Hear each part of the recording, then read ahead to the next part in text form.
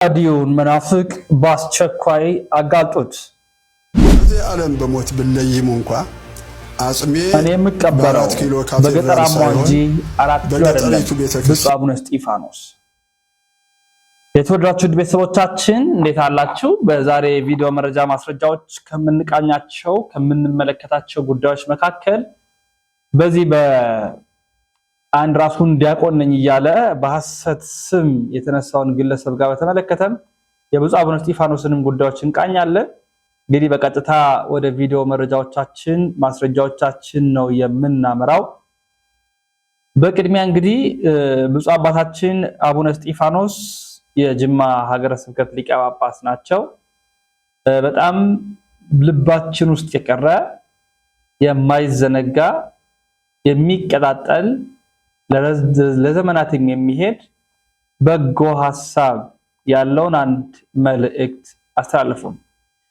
ብፁዕ አባታችን ብፁዕ አቡነ እስጢፋኖስ የተናገሩት 4 ኪሎ እንዳትቀብሩኝ፣ 4 ኪሎ መቀበርን አልሻም፣ ይልቅስ በጅማ ሀገረ ስብከት ባለች በአንዲት ገጠር ቤት ቦታ ላይ ቀበሩኛሉ። ለምን ከሳቸው እናንጥ? ከዚህ ዓለም በሞት ብለይም እንኳን አጽሜ በ4 ኪሎ ካቴድራል ሳይሆን በገጠሪቱ ቤተክርስቲያን አጽሜ ቢያርፍ ደስ ይለኛል። እኔን የሚረዱኝ ሰዎች ያችን ቤተክርስቲያን በዓመት አንዴ በክብረ በዓሏ ተገኝተው እገዛ ሊያደርጉላት ይችላሉ። ዝም ብዬ ለውዳሴ ከንቱ የተናገርኩት አይደለም። እግዚአብሔር ምስክሬ ነው። እግዚአብሔር ምስክሬ ነው። ለውዳሴ ከንቱ የተናገርኩት አይደለም። በዛ ቦታ ሊቀ ጳጳሱ አርፈዋል ብለው ቢያንስ ይሄዳሉ። እናም ያቺን ቤተክርስቲያን ይረዳሉ። ስለዚህ በገጠር ባለች በአንዲቷ ቤተክርስቲያን እንዳው ባረፍ ቅበሩኝ፣ በ4 ኪሎ ካቴድራል እንድትቀብሩኝ አልሻም፣ ፍላጎቴም አይደለም ብለዋል። በረከታቸው ይደርብን። በእውነት እናት አባቶችን አያሳጣን። በሕይወተ ሥጋ ያሉ ባልፍ እንኳን ቤተክርስቲያኔን ገንቡልኝ ብለው የሚነሱ አባትን አያሳጣን። በእውነት ወደ ቀጣይ መረጃችን እናመራለን። አንድ የሆነ ፓስተር ማነው በፕሮቴስታንት ቤት ያለ አንድ ግለሰብ የኢትዮጵያ ኦርቶዶክስ ተዋሕዶ ቤተክርስቲያንን መዳፈሩ ሳያንስ መድፈሩ ሳያንስ ዲያቆን ነኝ ዲያቆን አቤል እባላለሁ እያለ እስስታዊ ባህሪ እስስታዊ እንቅስቃሴ ይሄድ ያለ ሰዋል እና የት ነው ቦታው ብዬ ነበር። ወላይታ ሶዶ እጀሬ ምዕራፈ ብፁዓን በሚገኘው ገዳም ውስጥ ነው ይሄ የተካሄደው። ስለዚህ በአስቸኳይ አጋልጡ ተብሎ ነበር። አሁን ያለው ጉድ ወጥቷል። ሁላችሁ ውድ ክርስቲያኖች ወንድማችሁን አቤል የተባለ ግለሰብ የአባቶችን የድካም ሰዓት በመጠቀም በምዕራፈ ቅዱሳን አጆራ ገዳም የተወገዙ መጻሕፍትን በትኖ ሄዷል። ይህ ግለሰብ አጭበርባሪ መሆኑን አውቃችሁ ከክፉ ግብሩ እንድትጠበቁ እናሳስባለን። ሃሎ አቤት ዲያቆን ዮሐንስ። አቤት አባቴ እንዴት አሉ? አውሬ ስትልኝ እኔ ወንድም እንዴት ነህ? እግዚአብሔር ይመስገን እግዚአብሔር ይመስገን። የወላይታ አጆራ ምዕራፈ ቅዱሳን ሊቀ ዲያቆን በመናፍቅ ተዘርፋለች በታድሶ ማለት ነው። እንዴት ነው እስኪ ንገረኝ፣ እንዴት ነው የመጣው ልጁ? ኧረ አባቴ ነሳኛው ዕለት ጠዋት ተነስቼ ሶዶ ሄድኩት። ከዛ ሶዶ ውዬ ማታ ስመጣ እንደዚህ አይነት ሰው መጥቷል ሲባል እኔ ከዚህ በፊትም አውቃለሁ። ልጁ በቲክቶክ ላይ ምን በጣም የምትከታተለው። እሺ እዛ እንደዛ መጥቷል ምናምን ሲል ማታኛው ዕለት ቲክቶክ ሲከፈት እነዚህ ምናምን መጣ ትላንትና ወዲያ። ከዛ ሲያይ እንደዚህ መጥቷል። ይሄ ነው እንዴት ሊመጣ ቻለ? እንዴት እናንተ ይሄን ሰው አትይዙም ምናምን ብዬ በጣም ተቆጣሁ። ከዛው ሚዲያ ላይ ታለ ተፈታተራል እንዳለ ለስማም ሲያይ እንዴ እኔ በጣም ነው የገረመኝ። ለምን ልጁ ፕሮቴስታንት ነው፣ የእንትን ልጅ ነው የሱ አገርነቱን የት እንደሆነ ባላውቅም ብቻ ሆሳይና አገልግሏል በዲያቆንነት ነው እንዴ? እሺ እና የሆነ ገዳም ቂሊንጦ ኪዳነ ምሕረት የምትባል ገዳም አለች። ኦኬ እሺ። እና እዚያ ሄደው ቲክቶከሮች ጋር ትንሽ ተጋጅቶ በዚያ ምክንያት እነሱ አስወጥተውታል መሰል ከቤተ ክርስቲያን መናፍቃን እየገደፍክ ብለው ነው እንዴ? አሁን ከዚያ ሄዶ መናፍቅ እዚህ መልካም ወጣት የሚለው ላይ ፓስተር ዮናታን ላይ ሄዶ ገባ።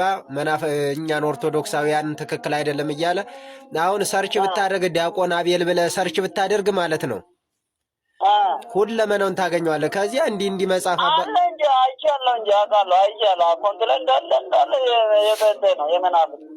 አዎ ከዚያ ወደ አጆራ እንደመጣ ወደ ሶዶ ተክልየ እሱ አጆራ ተክልየ እናንተ ላይ ምዕራፈ ቅዱሳን ላይ ቤተ ክርስቲያኑን ሳይው ደነገጥኩኝ ለእናንተ። ከዚያ እማሆይ ወለተ ስላሴን አየኋቸው። እማሆይ ወለተ ስላሴንና ገበዙን ቄሰ ገበዙን እንደገና አባን ሳይ በቃ ደነገጥኩኝ። አባኔ ዛሬ ጠዋት ደውዬ ነበር ሳወራቸው ነበረ። እሺ እና እንዲህ መጽሐፉን አቃጠል ነው አሉኝ።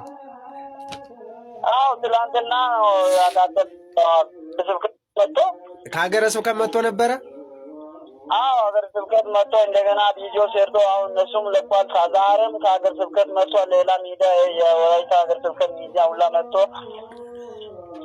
ቪዲዮ ሰርቶ ነው የዶት ያው ትክክል እንዳልሆነ ነግሮ ነው ዛሬ ይደበቃል። አንቱ ግን ደጋገማችሁ። ያንኛው መናፍቅ ባለፈው ነው የዛሬ ዓመት ነው ያንኛው መነኩሴው ከእናንተ የወጣው። አዎ ምንድነው እሱን ገዳም ግን መናፍቃን እንደ ይፈታተነዋል።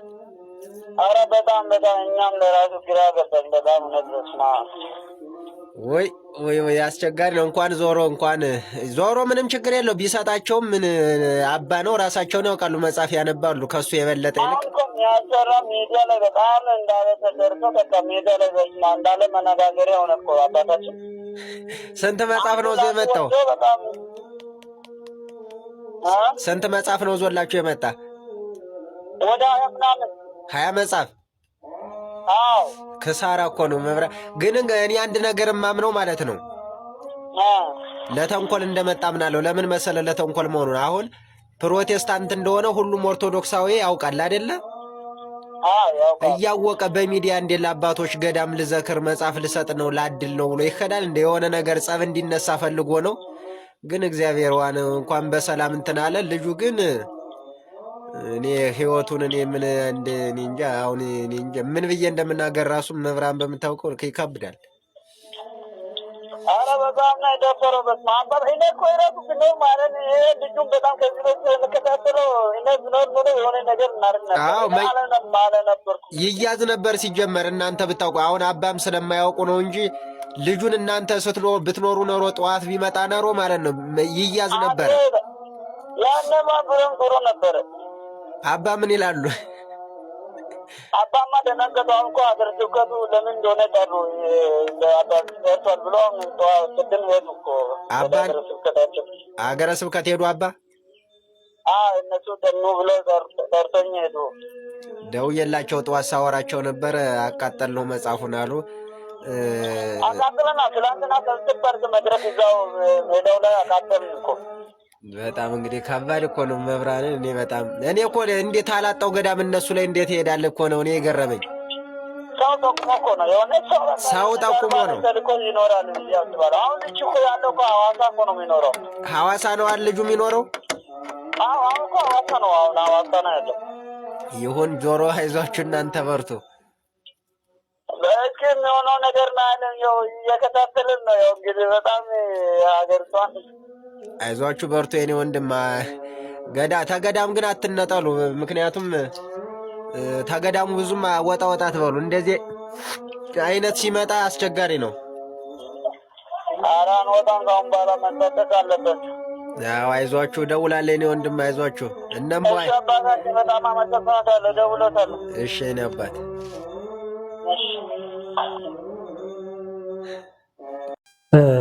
አሳቻ ቦታ ላይ ሄዶ ነው ይህን አደገኛ ነገር ያደረገው እና በጣም ከባድ የሆነ ስራ የሰራ ሰው ነው።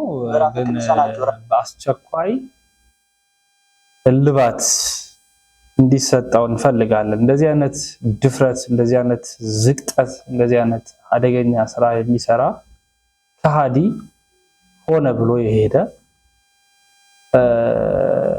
ጸብ ለማስነሳት ለማመስ እንግዲህ በዚህ ደረጃ ገንዘብ አግኝተው የሚሄዱትን እግዚአብሔር ልብ ይስጣቸው ነው። ወደ ቀጣይ ስናመራ መስቀል አደባባይ፣ አብዮት አደባባይ፣ ኢድ አደባባይ እየተባለ ስሙ ይቀያየራልና ጉዳዩ ወደ ሌላ ዞረ። ዲያቆን መምህራችን እንዲህ ይላል። ኦርቶዶክሶች አብዮት አደባባይ የኛ ነው ይላሉ። ስለዚህ እኛም አብዮት አደባባይ፣ መስቀል አደባባይ የሙስሊሞች ጭምር ሀብት እንደሆነ ወተን እናሳይ። ወደ ቪዲዮ ሙሉ ሐሳብ እንመለሳለን። በቅድሚያ አካውንቴ እጅግ በጣም ሻዶ ባሉ ስለሆነ የእናንተ እርዳታ በጣም ነው የሚያስፈልገኝ። ቪዲዮውን በደንብ ላይክ፣ ኮፒ ሊንክ፣ ሪፖስት እና የመደመር ምልክት ካለ እሱን ብታጠፉልኝ በትህትና ጠይቃችኋለሁ። እንደምታውቁት በእስልምና ሃይማኖት ከሚከናወኑ ተግባራት መካከል የጎዳና ላይ ኢፍጣር አንዱ ነው።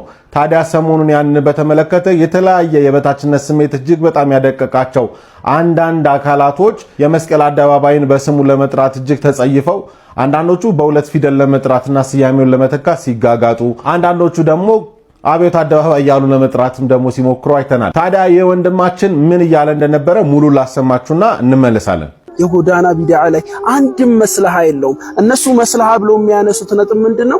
ኦርቶዶክሶች አብዮት አደባባይ የኛ ነው ይላሉ። ስለዚህ እኛም አብዮት አደባባይ፣ መስቀል አደባባይ የሙስሊሞች ጭምር ሀብት እንደሆነ ወተን እናሳይላሉ። እኔ በዚህ ቪዲዮ ማለት የምፈልገው በተለይ በሃይማኖት ተቋማት ውስጥ በአገልግሎት ላላችሁ፣ በየትኛውም የሃይማኖት ተቋማት ውስጥ ለምታገለግሉ አገልጋዮች በሙሉ ሃይማኖት መገለጫው ፍቅር ነው። አንዳችን የአንዳኛችንን ሃይማኖት ስናከብር ስንወድ፣ አንዳችን የአንዳችንን ደግሞ ስናበረታ ስናከብር እንጂ የሌላውን እያንቋሸሽን ሌላውን እየተጸየፍን ሌላውን በሚያበሽቅ እንቅስቃሴ መሄድ የሃይማኖተኛ ሰው መገለጫም አይደለም። ስለዚህ ሁላችንም ከጥላቻና ከመናናቅ ከብሽሽቅ በወጣ መንገድ ሁላችንም የግል ሃይማኖታችንን እየተከተለን እየተገበረን የሌላውን ሃይማኖት ደግሞ በአክብሮት ብንመለከት ጥሩ ነው። መባካችሁ ልጆች ታዘዙ፣ ግድ የላችሁም። መታዘዝ ነው የሚጠቅመው። እንዴ አባስ መጥቶ ይሁሉ ካህን መጥቶ እኛ ካላዘዝናችሁ ተከስራላችሁ፣ ነገ ትዳርሽ ኑሮሽ ይበላሻል፣ እንዳትሞኝ። እንዴ ታቦት ደግሞ እፊት ሆኖ እንዴ አይታገትም፣ በሩቅ ነው። በሩቅ አየር ንብረት እያገኘ መስቀል ያዙ ማይጠንት ያዙ እያጀቡ ይዞራሉ። እናንተ ደግሞ በኋላ እንዴ አሁን እኮ በግድ ነው። እኔ እኮ ተናዘዝኩ በእውነቱ በጣም ደከመኝ። በጣም 1 ሰዓት ተኩል ነው ስንወጣ፣ 3 ሰዓት ነው ይወጣል። ይሄ 2 ልል ነው ይቅርታም ሶሪ 2 ሰዓት ነው። እሺ ስንት ላይ አቆም? አዎ ንገሩ 3 አዎ እስቲ ቆይ እንዴ ያ እኮ ተዘመረ እኮ በስርዓቱ ሊቃውንቱ አደሩበት። ቆዩ አይ ይቆዩ። እኔን አሁን ሎዳ ያረጉም እዚህ ላይ ዝም ብለው ይቀመጡ። አይ ያው ፈርተው ነው አሁን። በስመ አብ ደህና ሳደንቆ ቆይቼ ወይ ጨዋታ ፈረሰ። እንዴ ሳደንቆ ጥቅሱ ጥሩ አውራ ጥቅስ ጠቅሰው ልጆችን አሁን እኔ በቆጣቸው በረከት አይደለም እሱ ደግ እኔ ክፉ። ወይ ጉድ! ልጆች እግዚአብሔር ይባርካችሁ እንዳትሞኙ። አይ እንዲማ ከሆነ ያው እኔ ምንም ምለው የለኝም። እንግዲህ ምለው የሚታረም ኦዲት እንትን የሚደረግ ከሆነ ምንም እንደዚህ አታርጉ። እንዴ ይሄ እኮ ህዝቡ ሁሉ አይቶታል። 1 ሰዓት ተኩል ይሄ ሁሉ አዞ ምናልባት እንደኔ ሽማግሌ ደግሞ ደክሞት ይሆናል። እንዴ እኔ እኮ ይሄው አገልግሎቱ እኮ በጣም በስርዓቱ በዜማው በጸናጽ ባለው ተደርጓል እኮ። ለእናንተ እኮ ለበረከት ይበቃችኋል። ምን ቸገራችሁ እንዴ? አሁን እንዲህ እያልኳሽ ነገ ካልሰማሽ ራስሽ ፈንዳ። እኔ ምን ገባ ያለኝ አንቺ ጋር እንዴ? አዳምጡ። እኔ የምነግራችሁ የምትድኑበትን። ሰው እኮ ሲታከም ያማል፣ ግን ህማሙን ታግሶ መታከም ጥሩ ነው አይደል? ዝም ብሎ ደጎች እያልናቸው አይደል እንዴ? ታዲያ ደግ ከሆነ ወንድም ወንድሙን ይገላል እንዴ? ኢትዮጵያውያን እኮ አይደለንም ዛሬ። እስኪ ያስቡት፣ ኢትዮጵያውያን አይደለንም። ምድሩ ነው ያለ እኮ ምድሩንም ያው እያቃጠልነው ነው። በሰማይም በምድርም አራዊቱ ሁሉ መከራ ውስጥ ነው ያሉ። እንዴ ምን ነካን? ጠላት አልመጣ፣ ድንበር አልተደፈረ። እንዴ ወንድምና ወንድም እንደ ስታዲዮም ኳስ ጨዋታ ታረጉት በሰው ነፍስ? ኧረ አይገባም። ተው ኢትዮጵያውያን፣ ይችን ቅድስት ሀገር ተው። አልቅሱ፣ ጸልዩ፣ ክፉን አትተባበሩ። ብትችሉ ታው በሉ። ካልሰማ ደግሞ ወደ ፈጣሪያችሁ ጩሁ። መልስ አለ እኮ ላይ። አዎ እና ይሄ ነው እንግዲህ እግዚአብሔር አምላክ እመቤታችንን የሰጠን። አባቶቻችሁ ቁሙላችሁ። አባቶቻችንም ይሄን ነው ዛሬ ያመሰገኑ። ወሰገዱ ላቲ፣ ሰገዱላት አለ። በጉብኝቱ ጊዜ መላእክት ይዘዋት ሲሄዱ ሰገዱላት። እንዘ ይብሉ አለ፣ እንዲህ እያሉ ምን እያሉ? ዘፈጠረ ለነ ኪያኪ፣ አንቺን ለኛ የፈጠረ። አያችሁ፣ የዛሬው ቀን ይሄ ነበር። አንቺን ለኛ የፈጠረ። አዎ ስጋሽ ከስጋችን፣ አጥንትሽ ከአጥንታችን።